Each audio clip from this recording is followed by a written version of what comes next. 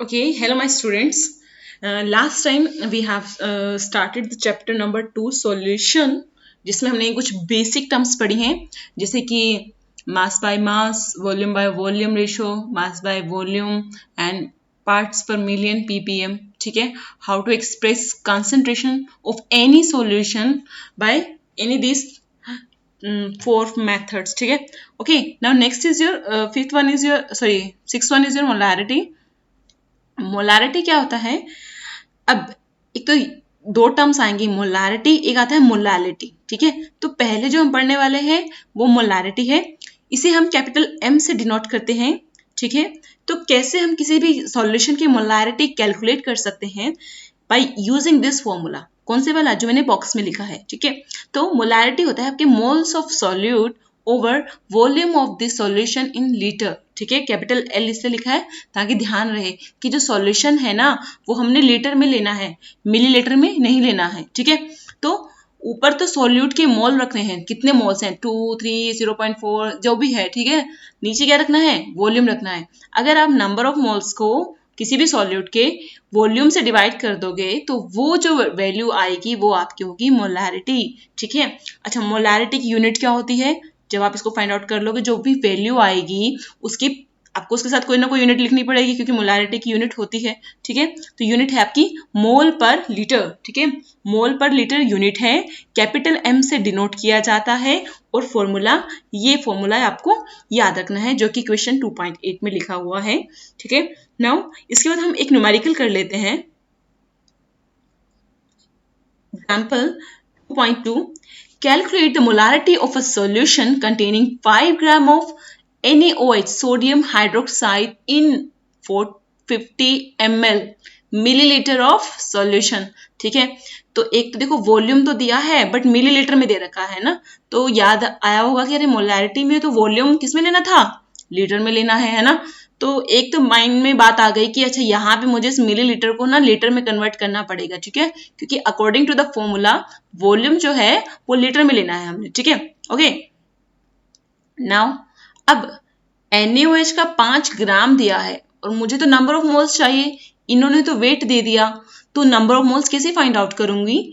Number of moles के लिए क्या करना पड़ेगा? सिर्फ देखो यहाँ पे मैंने साइड में लिख दिया है, कुछ बच्चे शायद भूल गए हो ये फॉर्मूला, कि किसी भी कंपाउंड का, किसी भी सब्सटेंस की अगर आपको number of moles find out करने हैं तो आपको जो वेट गिवन है ना, जो वेट गिवन है उसका क्वेश्चन में, उसको डिवाइड करना है उसके मोलर मास से. जैसे यहाँ पर 5 ग्राम दिया है ना, 5 ग्राम दिया है आपका वेट, है ना, तो वेट की जगह लिखना है 5. ठीक है, उसके बाद उसको किससे डिवाइड करना पड़ेगा? सोडियम हाइड्रोक्साइड की बात हो रही है ना, तो सोडियम हाइड्रोक्साइड की मोलर मास से. सोडियम हाइड्रोक्साइड का मोलर मास कैसे निकालोगे? कैसे निकालते हैं किसी भी कंपाउंड का मोलर मास? सिंपली उनके उस मॉलिक्यूल में जितने भी एटम हैं, उस कंपाउंड में जितने भी एटम हैं, उनके एटॉमिक मासेस को सम कर दीजिए, तो क्या आ जाएगा? मोलर मास आ जाएगा. जैसे सोडियम हाइड्रोक्साइड है, इसमें 3 तरह के एलिमेंट है, एक तो है सोडियम Na, दूसरा है ऑक्सीजन और तीसरा है हाइड्रोजन. ठीक है, तो सोडियम का क्या होता है एटॉमिक मास? 23. ओके, ऑक्सीजन का होता है 16. ओके, हाइड्रोजन का होता है 1. जब आप ऐड करोगे 23 प्लस 16 प्लस 1 तो कितना वैल्यू आ जाएगा? 40. ठीक है, और मोलर मास की क्या यूनिट होती है? ये भी मैंने पिछले लेक्चर में बताया था. मोलर मास की यूनिट होती है ग्राम पर मोल. ऑलवेज रिमेंबर, मोलर मास की यूनिट होती है ग्राम पर मोल. अब मेरे पास वेट भी है ग्राम में जो हमें लेना है इस फॉर्मूला के अकॉर्डिंग, तो मैंने लिख दिया 5 ग्राम. ठीक है, उसके बाद मोलर मास जो भी मेरा आया है कैलकुलेट करके 40 ग्राम पर मोल. ठीक है, मैंने वैल्यू पुट करी तो मेरे पास वैल्यू आ गई है आंसर में 0.125 मोल. मतलब 5 ग्राम में सोडियम हाइड्रोक्साइड के कितने मोल हैं? 0.125 मोल हैं. ठीक है, वो हमने फाइंड आउट कर लिए. ठीक है, अब देखो ये बात मैंने बोली थी कि 450 ml दिया हुआ है, आपको क्या करना पड़ेगा? लीटर में से कन्वर्ट करना पड़ेगा.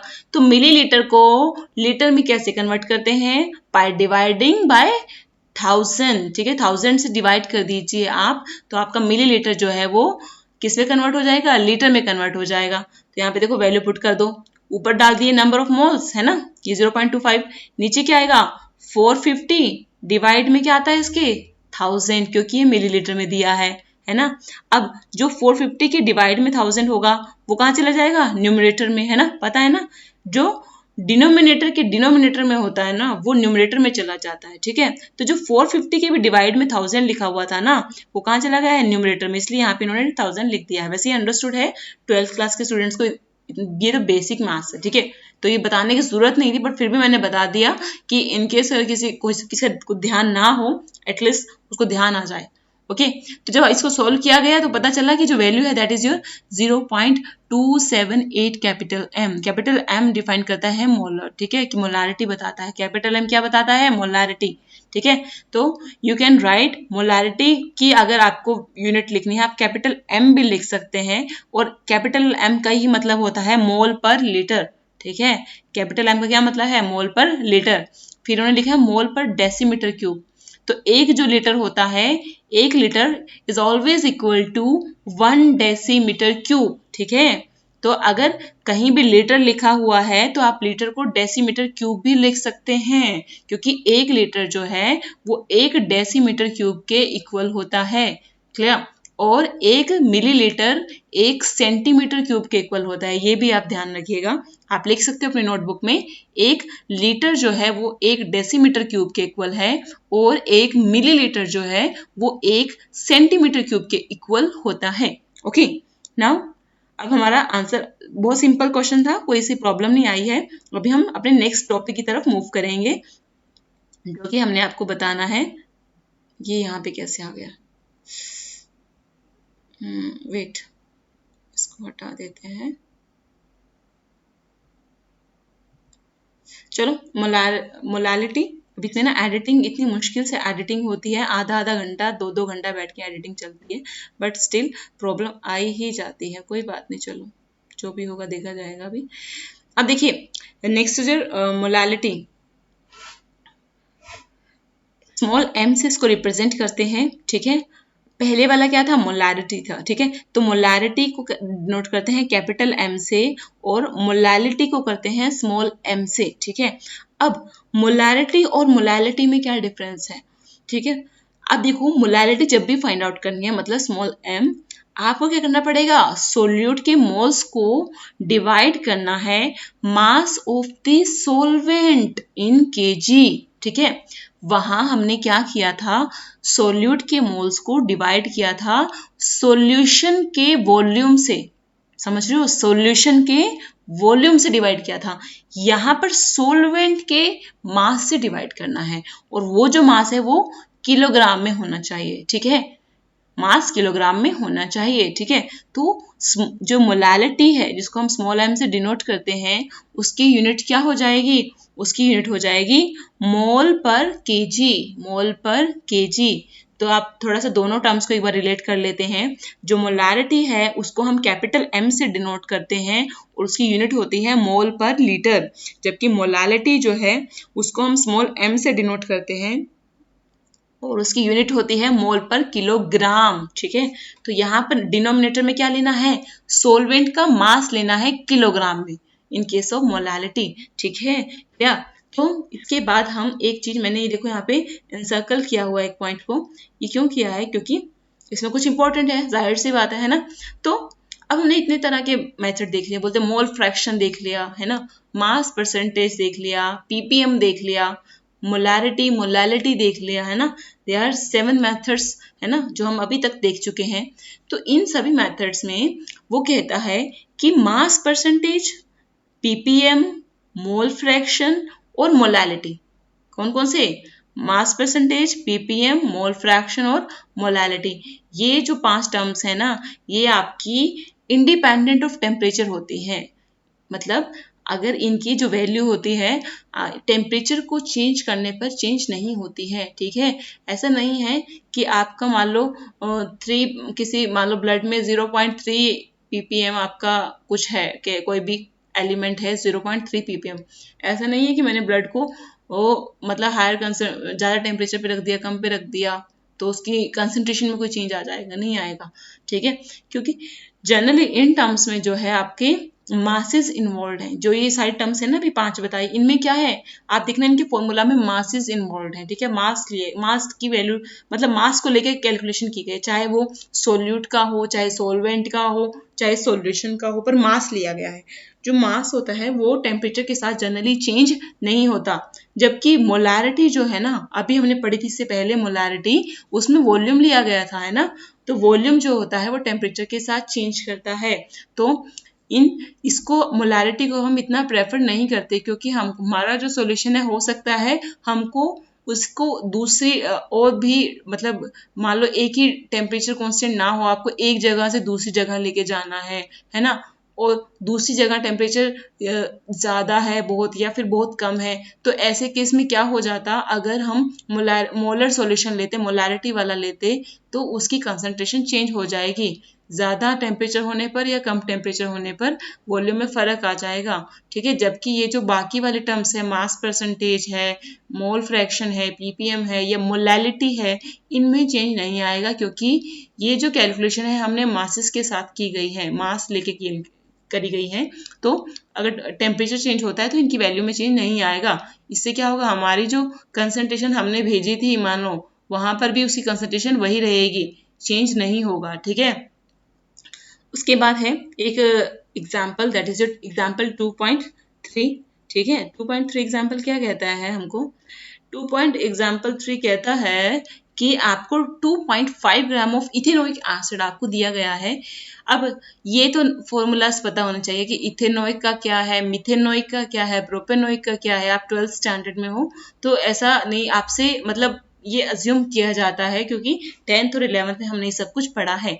ठीक है, तो फॉर्मूला होता है CH3COOH। जिनको ये चीजें नहीं आती वो अपनी स्टडी पर ज्यादा हार्ड वर्क करें। ठीक है, रादर देन डीमोटिवेट होने के, आप अभी भी बहुत समय है, पूरा साल है, आप चाहो अभी भी हार्ड वर्क करके खुद को आगे पुश कर सकते हो, आगे भी जा सकते हो। ठीक है, तो आपका जो 2.5 ग्राम ऑफ इथेनोइक एसिड है वो 75 ग्राम ऑफ बेंजीन में डिसॉल्व किया गया है। ठीक है, कितने में, 75 ग्राम बेंजीन। अब हमको इसकी निकालनी है मोलैलिटी, एल देखो मोलैलिटी है, तो याद है मोलैलिटी का क्या फॉर्मूला था, मोलैलिटी का फॉर्मूला हम आपको फिर से याद दिला देते हैं, number of moles of the solute divided by mass of the solvent in kilogram. ठीक है, तो यहाँ पर जो सोलवेंट है आपका 75 ग्राम है ना, ऑब्वियस सी बात है, जिसका अमाउंट ज्यादा है वही सोलवेंट होगा ना। ये 2.5 ग्राम है, ये 75 ग्राम है, तो बेंजीन क्या होगा, सोलवेंट होगा। तो बेंजीन को जो 75 आपका है ये ग्राम में दिया है, तो पहले तो इसको किलोग्राम में चेंज करना पड़ेगा, है ना। कैसे करूंगी, 75 को 1000 से डिवाइड कर दूं, है ना, तो जो वैल्यू आ जाएगी वो मेरी किलोग्राम में आ जाएगी, जैसे कि इन्होंने भी यहाँ पर देखो निकाल लिया है ये, है ना, ये हमने कर लिया।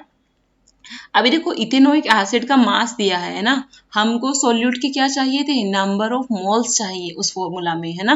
तो नंबर ऑफ मोल्स निकालने हैं और आपको मास दे दिया है, वेट दे दिया है। तो मैंने बताया था नंबर ऑफ मोल्स कैसे निकालेंगे, वेट जो गिवन है उसको डिवाइड कर दीजिए उस कंपाउंड के मोलर मास से। ठीक है, अब इथेनोइक एसिड का मोलर मास निकालना होगा, है ना। अब इसका मोलर मास कैसे निकाल सकते हैं, बहुत इजी है ना, एक 1 कार्बन 2 कार्बन, 2 कार्बन है इस फॉर्मूला में, है ना, तो एक कार्बन का मास होता है 12, तो 12 इंटू 2 कर दिया, फिर करना है प्लस, दूसरे एलिमेंट पे जब भी आएंगे तो प्लस करना है। ओके, अब आ जाते हैं हाइड्रोजन पर, हाइड्रोजन 3 ये रहे 1 ये रहे, है तो एक ही कंपाउंड है ना, ये 3 इधर है 1 ये, टोटल कितने हो गए 4, तो 1 इंटू 4। ठीक है, फिर अब तीसरे एलिमेंट पे आएंगे तो प्लस का साइन लगा दिया, है ना, प्लस कर दिया। अब आ जाओ ऑक्सीजन, कितने ऑक्सीजन है, 2 ऑक्सीजन हैं, तो एक ऑक्सीजन का होता है 16, तो 2 का कितना हो जाएगा 16 इंटू 2। जब आप इन तीनों वैल्यू को ऐड करेंगे तो आपके पास वैल्यू आ गई 60 ग्राम पर मोल, है ना।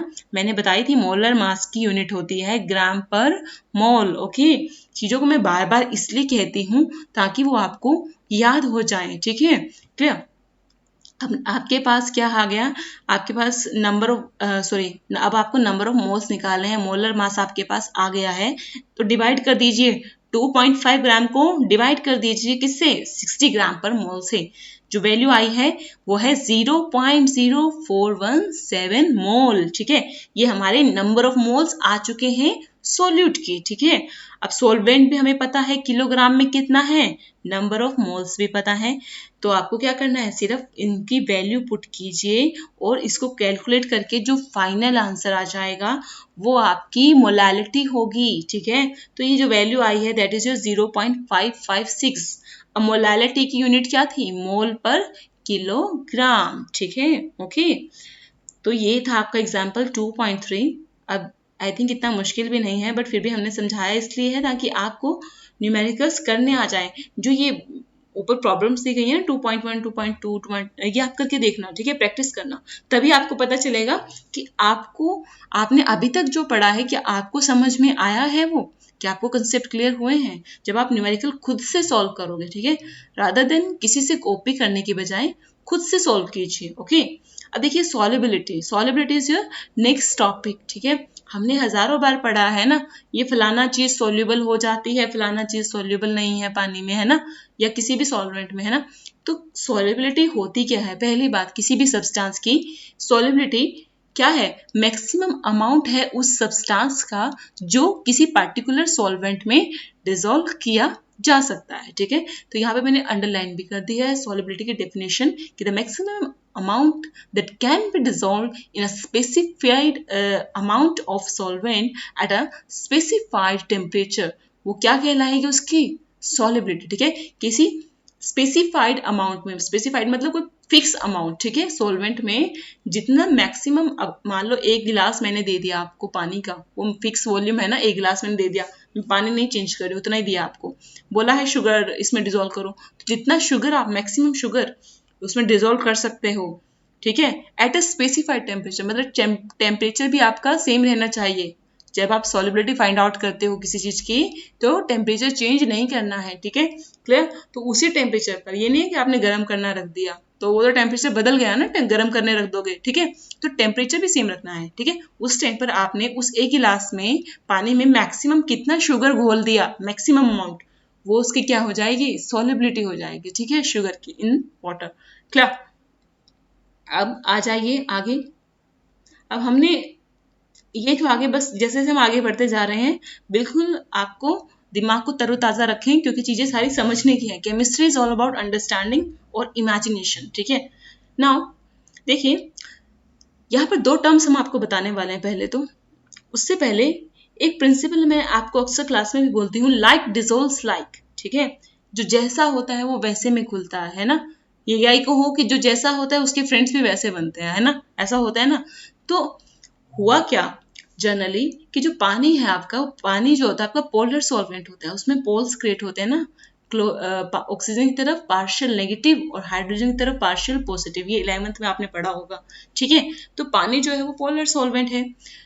तो पोलर जो कोई चीज होती है वो अपने अंदर पोलर को ही लेकर आएगी। ठीक है, मतलब पोलर की जो इंटरेक्शन होती है वो किसी दूसरे पोलर कंपाउंड से ही होगी, और कोई जो नॉन पोलर कंपाउंड है उसकी इंटरेक्शन किसी दूसरे नॉन पोलर से ही होगी। ठीक है, तो पोलर पोलर की इंटरेक्शन होती है, नॉन पोलर नॉन पोलर की इंटरेक्शन होती है। तो यहीं से टर्म आ गई लाइक डिसोल्व लाइक।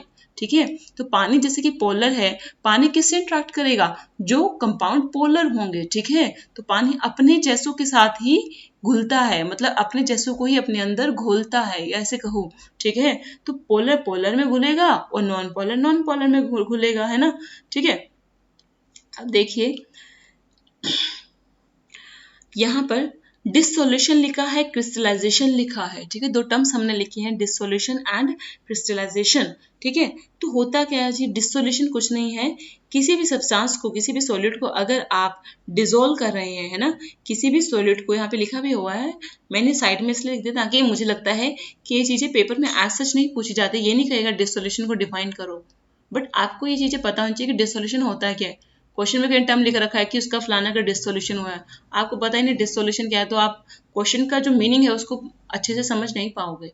ठीक है, तो डिसोल्यूशन आपका होता है कि किसी भी आपका जो सॉल्यूट है उसको कहीं सॉल्वेंट में आप डिसॉल्व कर रहे हो। ठीक है, किसी भी सॉल्यूट को आप किसी सॉल्वेंट में डिसॉल्व कर रहे हो, है ना, वो घुल रहा है, घुलने की वजह से क्या होगा, उस जो सॉल्यूट का उस सॉल्वेंट में उसकी कंसंट्रेशन बढ़ जाएगी। जैसे कि अगर आप 1 चम्मच चीनी 1 गिलास पानी में घोलते हो और 3 चम्मच चीनी 1 गिलास पानी में घोलते हो, क्या मीठा दोनों में सेम रहता है? ऐसा होता है कि मीठा सेम रहेगा दोनों गिलास में? नहीं होगा ना। कौन सा गिलास ज्यादा मीठा होगा? जिसमें आपने 2 स्पून डिसॉल्व किया है। क्यों वो ज्यादा हुआ? क्योंकि जितना ज्यादा चीनी आपने घोला उतनी ज्यादा उसकी कंसंट्रेशन है ना।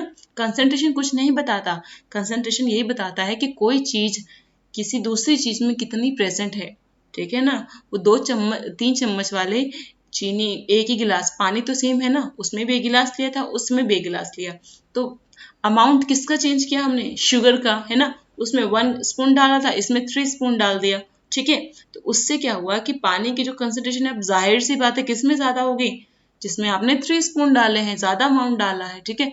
डिसोल्यूशन कुछ नहीं है, किसी भी सोल्यूट का किसी सॉल्वेंट में डिसॉल्व होना ही डिसोल्यूशन होता है, ठीक है। अब उसकी बिल्कुल एक अपोजिट टर्म आती है, डिसोल्यूशन के अपोजिट जो टर्म है वो है क्रिस्टलाइजेशन। ये इसका उल्टा ही है, ठीक है।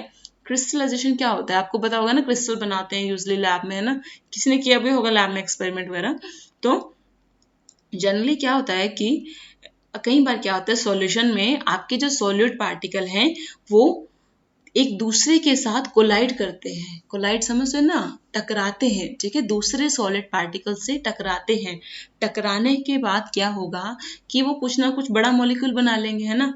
मान लो कि हम ग्रुप बन जाता है ना, जैसे कि मैं तुमसे टकरा गई और हमसे एक और बंदा आकर टकरा गया, है ना। तो हम मिल गए, है ना। मिलने पर क्या होगा, एक ग्रुपिज्म हो जाना, है ना, ग्रुप बन जाएगा हम तीनों का। तो उनका भी क्या बन जाएगा, ग्रुप बन जाएगा, है ना।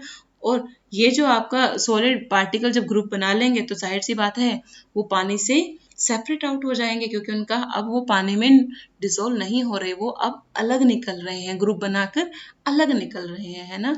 जैसे कि पहले क्लास बिल्कुल एकदम सारे स्टूडेंट्स एक दूसरे को जानते ही नहीं है, न्यू क्लास है, कोई किसी को जानता ही नहीं है, ठीक है। तो सब ऐसे एक जैसे से रह रहे हैं सब, है ना, कोई फर्क है ही नहीं। अब मेरी किसी से दोस्ती हो गई, मान लो कोई लड़की है ए, उससे मेरी फ्रेंडशिप होगी, मैंने देखा कि हाँ ये लड़की सही है, मैं उसे टकराई, मिली, तो हाँ सही है। फिर एक और लड़की आ गई सी, है ना, डी आ गई, सपोज करो हम 3-4 लड़कियों का ग्रुप बन गया, है ना। तो क्या लगेगा, हम उस क्लास में घुले मिले रहेंगे? नहीं। जैसे हमारा ग्रुप बन जाएगा, हमारी अपना अलग से, हम आपको अलग ही दिखेंगे। वो 4 बच्चे ना आपको क्लास में उतना मिक्सअप नहीं होंगे, उनका अपने चारों का अलग कन्वर्सेशन हो रहा होगा, वो अलग हो जाते हैं, ठीक है ना। तो इसी तरह से मॉलिक्यूल्स भी जब एक दूसरे से टकराते हैं वो एग्रीगेट होते हैं, मतलब कि इकट्ठे होते हैं, इकट्ठे होने पर वो सेपरेट आउट हो जाते हैं सॉल्यूशन से या सॉल्वेंट से, ठीक है। जब वो सेपरेट आउट होते हैं ना, इसी प्रोसेस को हम क्या बोलते हैं, क्रिस्टलाइजेशन। और जो आपको दिखते हैं ना छोटे छोटे क्रिस्टल बने हुए, वो वही हैं, वो वही मॉलिक्यूल है, वही सॉलिड पार्टिकल है जो एग्रीगेट होकर निकले हैं किसी सॉल्यूशन से, ठीक है। तो डिसोल्यूशन तो होगा घुलना, है ना, सॉल्यूट का पानी में डिसॉल्व होना। और क्रिस्टलाइजेशन क्या है, वो जो डिसॉल्व हो रखा है उसका पानी से, उस सॉल्यूशन से बाहर निकलना, ठीक है। तो जो डिसोल्यूशन है और जो क्रिस्टलाइजेशन है वो एक दूसरे की एकदम रिवर्स टर्म है, ठीक है। तो अगर किसी भी सॉल्यूशन में रेट ऑफ डिसोल्यूशन समझते हो ना, कि जिस स्पीड से डिसोल्यूशन हो रहा है, जिस स्पीड से डिसोल्यूशन हो रहा है वो किसके इक्वल है, रेट ऑफ क्रिस्टलाइजेशन के। अगर जिस स्पीड से डिसोल्यूशन हो रहा है उसी स्पीड से क्रिस्टलाइजेशन भी हो रहा है, मतलब दोनों के जो स्पीड है या जिसे हम बोलते हैं रेट है वो इक्वल है, तो हम उस सिस्टम को क्या बोलेंगे, हम उस सिस्टम को बोलेंगे कि वो सिस्टम जो है वो आपका इक्विलिब्रियम में है, ठीक है। यू कैन सी कि when rate of dissolution is equal to rate of crystallization then the condition में अटेन इक्विलिब्रियम, ठीक है। इक्विलिब्रियम कंडीशन में अटेन्ड, ठीक है। तो इक्विलिब्रियम आ जाएगा उसमें, ठीक है। हमने 11th में इक्विलिब्रियम बड़े अच्छे से पढ़ा है, ठीक है, हर तरह का केमिकल फिजिकल इक्विलिब्रियम, ठीक है। तो सॉल्यूशन में इस तरह का इक्विलिब्रियम सेटअप हो सकता है, ठीक है। उसके बाद हाँ, अब देखिए जो आपने डिसॉल्व किया है, कंसंट्रेशन मान लो किसी की, जो कोई भी सॉलिड आपने डिसॉल्व किया है, ठीक है। तो अब हमको जब भी इक्विलिब्रियम अटेन हो जाएगा ना, इक्विलिब्रियम अटेन हो जाएगा, उस स्टेज पर जहाँ इक्विलिब्रियम आ गया है, वहां पर जो सोल्यूट की कंसंट्रेशन है ना सॉल्यूशन में, उस सोल्यूट की जो कंसंट्रेशन है सॉल्यूशन में वो कांस्टेंट रहती है, ठीक है। और ये कंडीशन है कि जब इक्विलिब्रियम सेटअप हो गया है तब टेम्परेचर और प्रेशर चेंज नहीं होना चाहिए, ठीक है। ऐसा नहीं है कि आपने टेम्परेचर और प्रेशर चेंज कर दिया और आप बोलो कि मेरा सिस्टम इक्विलिब्रियम में है, ठीक है। इक्विलिब्रियम में नहीं रहेगा। जैसे ही आपने टेम्परेचर और प्रेशर चेंज किया ना सराउंडिंग का, तो आपका इक्विलिब्रियम डिस्टर्ब हो जाएगा। ये आपने पढ़ा भी है 11th में। अब बोलोगे मैडम तो हर कुछ 11th में है। मैंने बोला हाँ, जब मैं 11th में पढ़ाती हूँ तब मैंने बच्चों को 1000 बार समझाया है कि 11th बेस है 12th का, ठीक है। तो जो टेम्परेचर और प्रेशर अगर चेंज होता है तो इक्विलिब्रियम भी चेंज होगा, ठीक है। तो यहाँ पर मैं एक चीज बता देती हूँ आपको, जैसे यहाँ पे मैंने लिखा rate of dissolution, rate of crystallization. तो अगर इक्विलिब्रियम सेटअप हो गया तो मान लो 5 मॉलिक्यूल डिसॉल्व हो रहे थे, तो 5 ही क्या होंगे, क्रिस्टल आउट हो जाएंगे, ठीक है।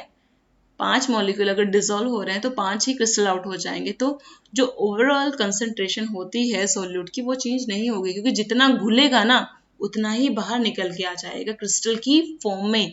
तो सोल्यूट की कंसंट्रेशन चेंज नहीं होती। ये जो चीजें मैं बताती हूँ ना बीच बीच में आपको, ये आपके असर्शन रीजनिंग में, आपके एमसीक्यूज जो क्वेश्चन आते हैं उनमें बहुत इंपॉर्टेंट है, क्योंकि उनमें वो अक्सर यही पूछेंगे। मान लो उनसे आपसे कभी पूछ लिया कि यही सॉल्यूशन अगर इक्विलिब्रियम में है तो इनमें से कौन सी चीज है जो कांस्टेंट रहती है, तो एक में ऑप्शन में दे देगा सॉल्यूट की कंसंट्रेशन, दूसरे में दे देगा सॉल्वेंट की, तीसरे में बोल देगा कुछ और, कोई फलाना खड़ा ऑप्शन बना देगा कि चेंज होती है, ठीक है, सेम नहीं रहती। तो आपको जब तक एक एक चीज क्लियरली अंडरस्टैंड नहीं होगी ना, तब तक आप पेपर में अपना 100% दे ही नहीं पाओगे, ठीक है। तो इसलिए चीजों को धीरे धीरे समझते जाओ, ठीक है।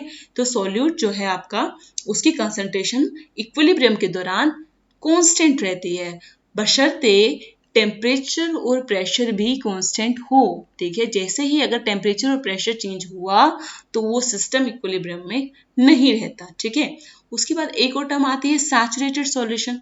सैचुरेटेड सॉल्यूशन क्या होता है, देखिए जैसे आप मान लो कोई चीज डिसॉल्व कर रहे हो किसी सॉल्वेंट में, है ना, कर रहे हो, थोड़ा सा डाला और डिसॉल्व किया, तो कहीं ना कहीं एक ऐसी स्टेज आ जाएगी जिसके बाद अगर आपने फर्दर वो सोल्यूट ऐड किया तो वो जो सोल्यूट है वो उस सॉल्वेंट में डिसॉल्व होना बंद कर देगा, ठीक है। तो जैसे जैसे आप सोल्यूट ऐड कर रहे हो किसी सॉल्वेंट में, तो एक स्टेज ऐसी आ जाने हैं जहां पर उस सोल्यूट का फर्दर उस पानी में डिसॉल्व होना बंद हो जाएगा।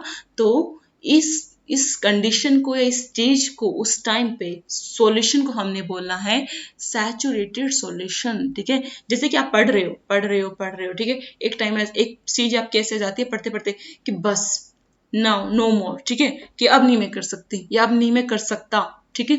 तो वो जो आपकी स्टेज आ गई है ना, वो आपका सैचुरेशन पॉइंट है, जहां पर आप फर्दर और ज्यादा नॉलेज या फिर जो भी आपकी स्टडी है उसको नहीं कर पा रहे हो, ठीक है। तो सॉल्यूशन का सैचुरेशन पॉइंट क्या होगा, जहां पर फर्दर सॉल्यूट आपका डिसॉल्व होना बंद कर दे, वो टाइम पे उस सॉल्यूशन को हम बोल देंगे कि हमारा जो सॉल्यूशन है ये अब नाउ सैचुरेटेड सॉल्यूशन है, ठीक है, क्लियर। तो आपको सैचुरेटेड सॉल्यूशन भी क्लियर हो गया है। आपको ये भी पता चलेगा कि डिसोल्यूशन क्या है, क्रिस्टलाइजेशन क्या है, इक्विलिब्रियम पे क्या होता है, ठीक है, क्लियर। अब देखो, now is your next topic effect of temperature. इसी के अंदर है इफेक्ट ऑफ टेम्परेचर, ठीक है।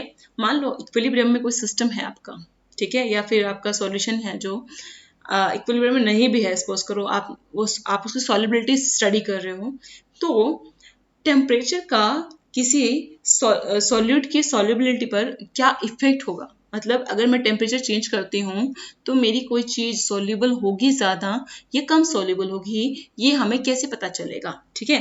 तो इस चीज के लिए ली चटले प्रिंसिपल है ना। अब फिर से ये 11th में इक्विलिब्रियम का पार्ट है, इक्विलिब्रियम टॉपिक में आपने ली चटले प्रिंसिपल पढ़ा था, है ना। तो अकॉर्डिंग टू ली चटले प्रिंसिपल क्या कहता है कि अगर आपकी कोई यहाँ पर एक्सोथर्मिक रिएक्शन है, एक्सोथर्मिक रिएक्शंस क्या होती हैं? जहां पर हीट निकलती है, रिलीज होती है, वो आपकी एक्सोथर्मिक होती है, ठीक है।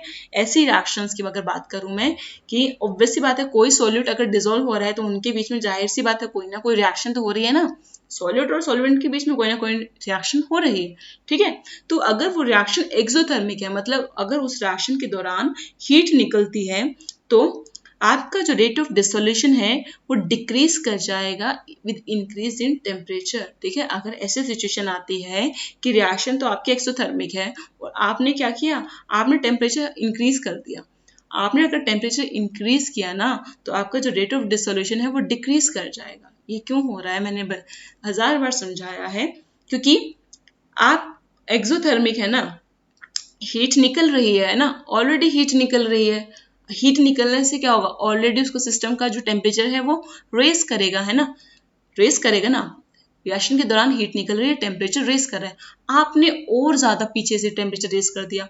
एक तो उस रिएक्शन में पहले टेम्परेचर रेज हो रहा था, आपने बाहर से और मतलब टेम्परेचर को बढ़ा दिया, तो आपने उस सिस्टम को स्टेबलाइज किया या डिस्टेबलाइज किया?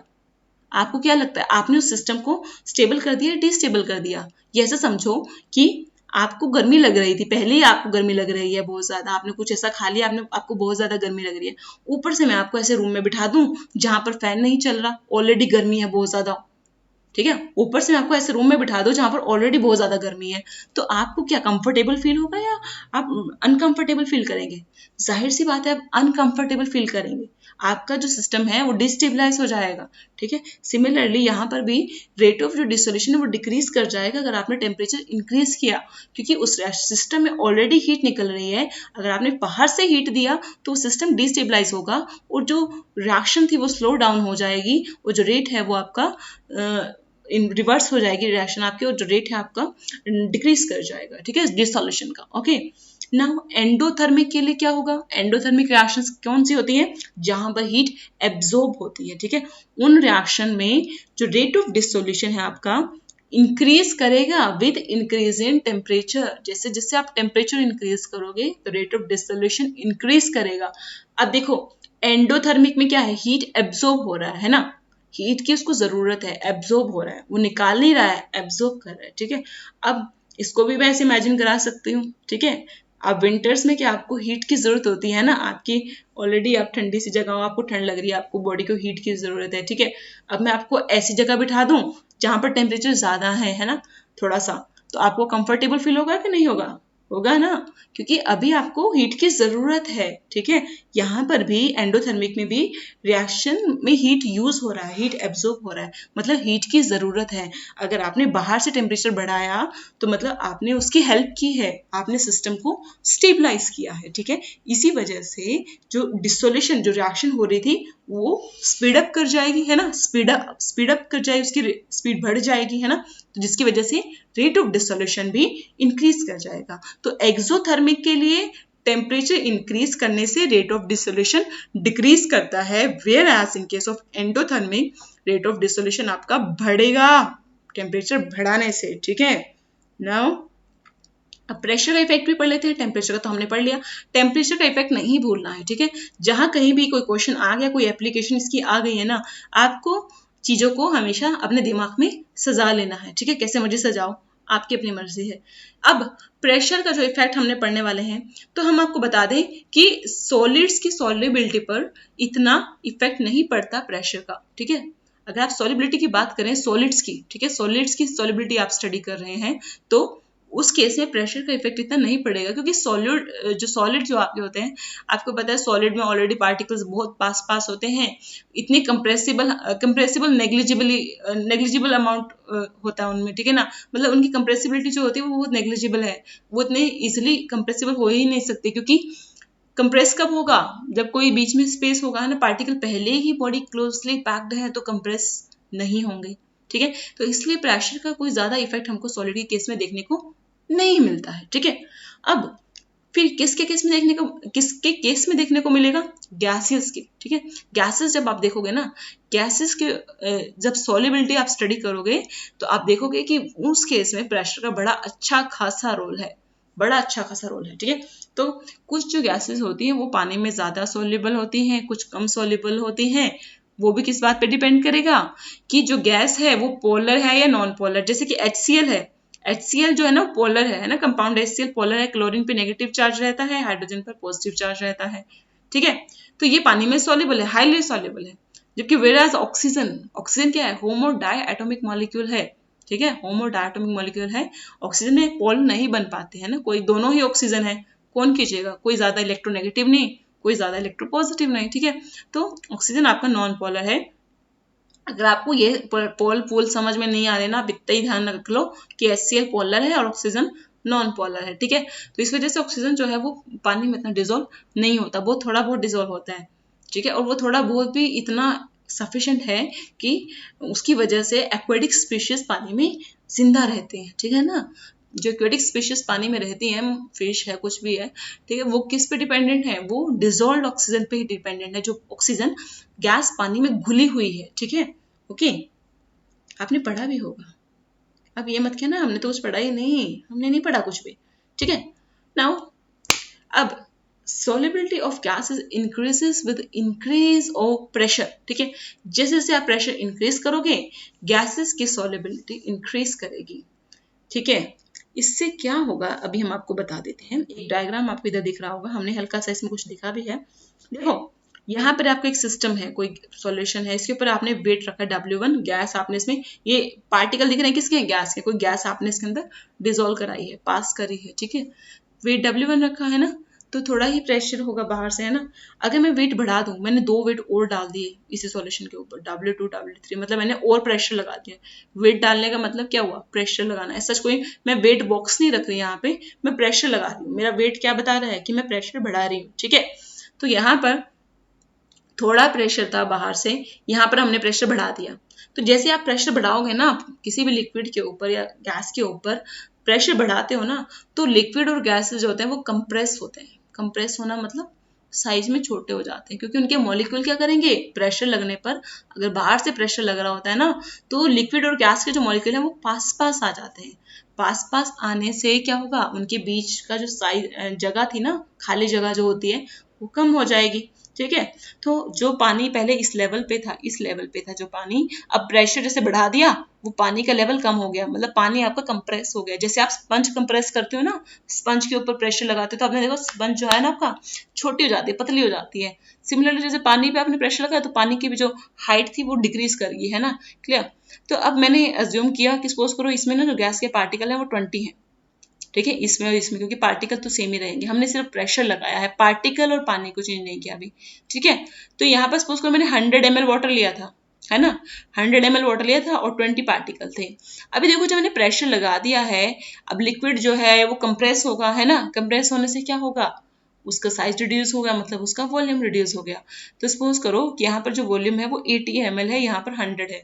ये रिड्यूस कैसे हुआ, क्योंकि हमने प्रेशर लगाया। जब भी आप प्रेशर लगाओगे तो वॉल्यूम रिड्यूस होगा, ठीक है। अब देखो, अब हम इसके कंसंट्रेशन फाइंड आउट कर लेते हैं। देखो 20 पार्टिकल प्रेजेंट है 100 में, 20 किस में है, 100 में, तो 20 डिवाइड बाय 100 किया, वैल्यू कितना आया, 0.2।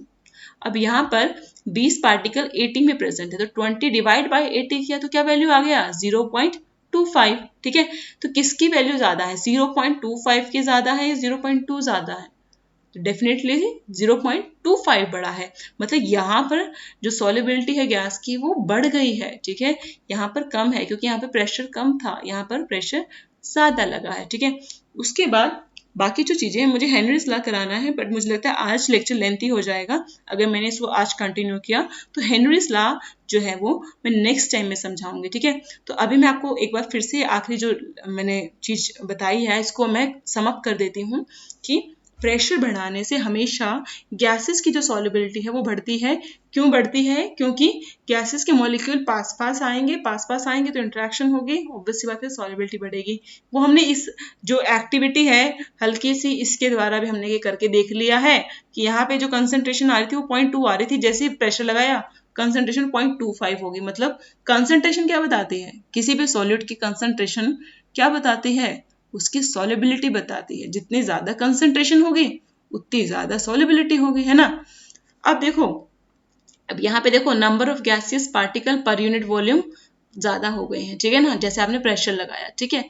इससे क्या होगा, जो rate at which the gaseous particles are striking the surface of solution to enter it, ठीक है।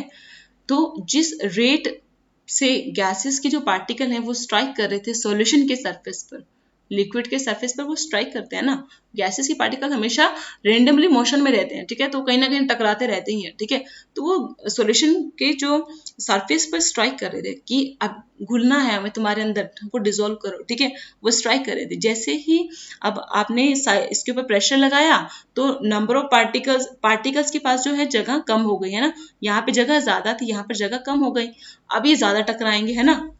यहाँ पे तो भीड़ ज्यादा हो गई ना, पहले तो इतनी भीड़ नहीं थी, अब भीड़ जो हो या रश जो है वो बढ़ गया है, उससे क्या होगा, पार्टिकल्स जो आपस में ज्यादा कोलाइड करेंगे, और ज्यादा उनकी जितना ज्यादा वो कोलाइड करेंगे उतने ज्यादा चांसेस हैं कि वो सॉल्यूशन के सरफेस में एंटर कर जाएं, ठीक है। जैसे वो सॉल्यूशन के सरफेस में एंटर करेंगे वैसे वो पानी में, सॉल्यूशन में या सॉल्वेंट में वो सोल्यूबल हो जाएंगे, ठीक है। तो it's all about solubility of gases in liquid, ठीक है, वो जो प्रेशर के इंक्रीज के साथ बढ़ती है। तो जो नेक्स्ट टॉपिक है वो हेनरीज लॉ है, वो हम अपने नेक्स्ट लेक्चर में कवर करेंगे। तब तक के लिए पढ़ते रहिए, समझते रहिए। Bye bye.